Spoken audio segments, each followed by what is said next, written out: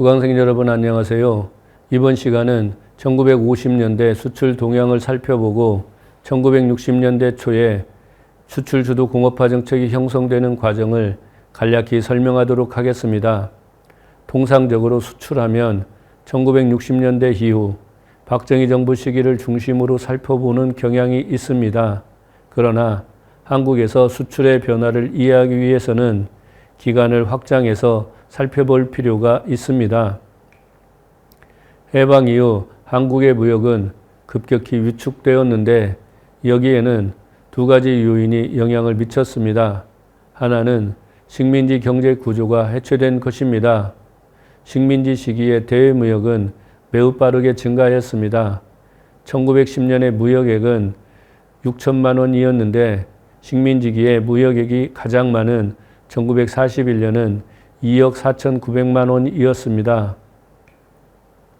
이것을 국가별로 살펴보면 식민지 시기 대부분의 무역은 식민지 본국인 일본과 이루어진 것이었습니다.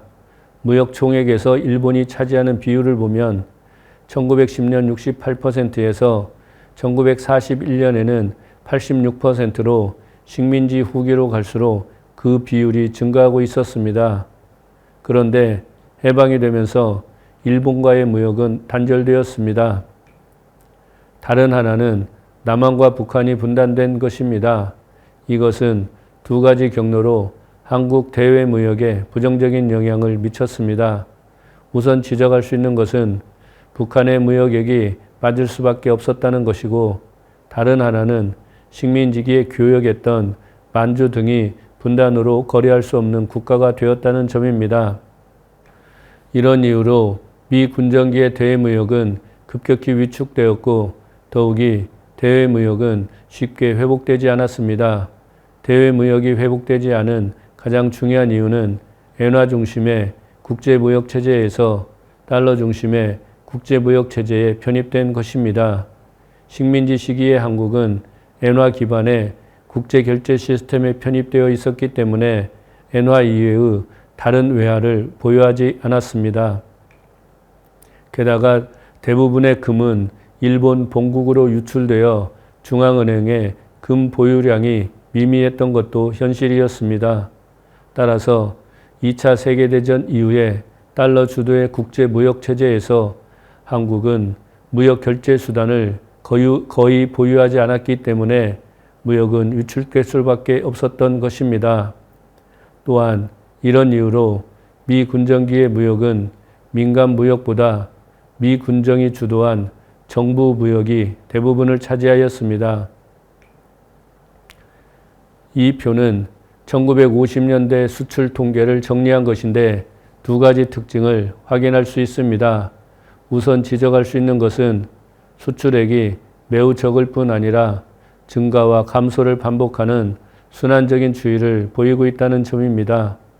표에서 확인할 수 있듯이 1951년의 수출액은 1,600만 달러였고 1950년대에 수출액이 가장 많은 1953년에는 4천만 달러를 기록하였습니다. 그 이후 수출은 감소하여 1955년에는 1,800만 달러를 기록했고 그 이후에도 증가와 감소를 반복하는 패턴을 보여 1957년에는 2,200만 달러, 1959년에는 1,900만 달러, 1960년에는 3,200만 달러를 기록하였습니다. 다음에 지적할 수 있는 것은 광산물의 수출 비중이 매우 높았다는 점입니다.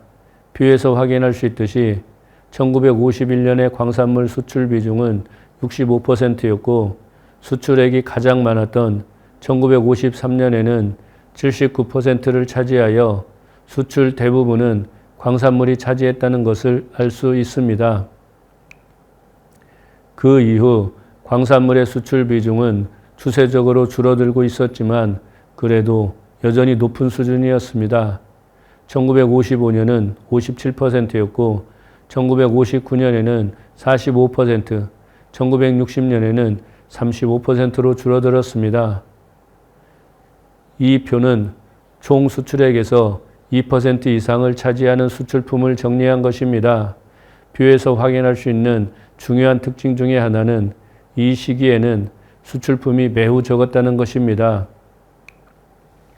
가령 1952년의 경우 4개의 수출품이 전체 수출액의 67%를 차지했고 1953년에는 5개의 수출품이 전체에서 82%를 차지하였습니다. 이런 추세는 수출품 수가 다소 증가하고 있지만 그 이후에도 계속 이어졌습니다. 가령 1956년에는 12개의 수출품이 전체의 83%의 비중을 차지했고 1960년에는 14개의 수출품이 전체의 75%를 차지하였습니다. 또한 표에서 확인할 수 있듯이 이들 수출품 면면을 보면 대부분의 수출품이 제1차 산업 제품이라는 것도 확인할 수 있을 것입니다. 농산물에서는 인삼과 돈무가 수출되었고 수산물에서는 해태, 한천, 오징어 등이 수출되었습니다. 앞서 언급한 광산물은 제1차 산업 제품 중에서도 가장 많이 수출된 제품이었습니다. 표에서 확인할 수 있듯이 중석광은 이 시기 최고의 수출품이었습니다. 1952년에는 중석광 단일 제품의 수출 비중은 59%였고 1953년은 무려 69%를 차지했고 1954년에는 47%를 차지했습니다. 물론 그 이후 전체 수출에서 중석광이 차지하는 수출 비중은 1956년 40%, 1960년 14%로 줄어들었지만 철광석, 흑연, 무연탄, 창연 등의 수출이 증가하면서 광산물은 1950년대 제1위의 수출 산업이었습니다. 뷰에서 확인할 수 있듯이 1950년대에는 공산품도 수출되었습니다. 이 시기 가장 대표적인 수출품은 생사였는데 가장 비중이 높았던 1955년에는 8%의 비중을 차지했습니다. 1950년대 후반에는 면사와 면포의 수출이 증가하기 시작했다는 점도 주목되고 있습니다.